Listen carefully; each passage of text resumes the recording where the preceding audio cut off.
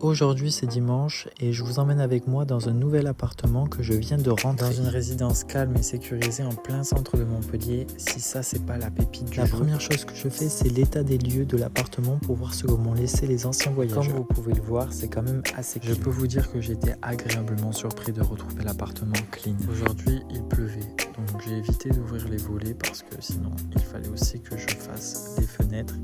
Et honnêtement, au vu du nombre de fenêtres que contient cet appartement, j'aurais eu un sacré petit message aux propriétaires de ce logement: ne mettez pas des petits oreillers de canapé, voyons.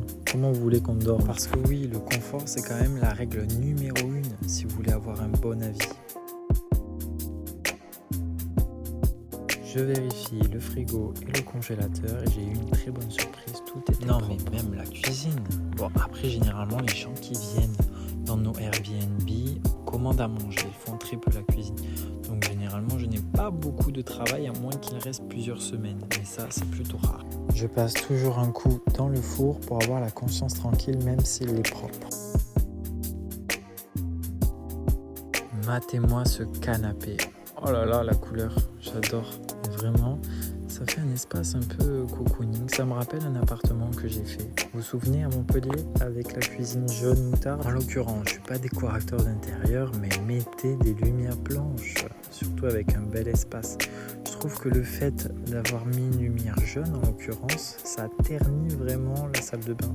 Surtout que les matériaux sont assez sombres. Quand vous regardez la tuyauterie, elle est couleur cuivre. J'utilise de la peau de chamois pour faire la robinetterie et le chrome. Je remplis à nouveau le pouce-pouce pour faire ça. Je vous attends au tournant pour les personnes qui vont me dire je rentre avec les chaussures. Oui, bon écoutez, pour le moment je n'ai pas pu encore acheter de surchaussures, mais c'est pour certaines personnes qui pourraient commenter en me disant que il manque ça ou je n'ai pas fait ça. Pensez que c'est un montage, je ne filme pas tout et je ne peux pas tout mettre non plus parce que ça pourrait durer 10 minutes sinon.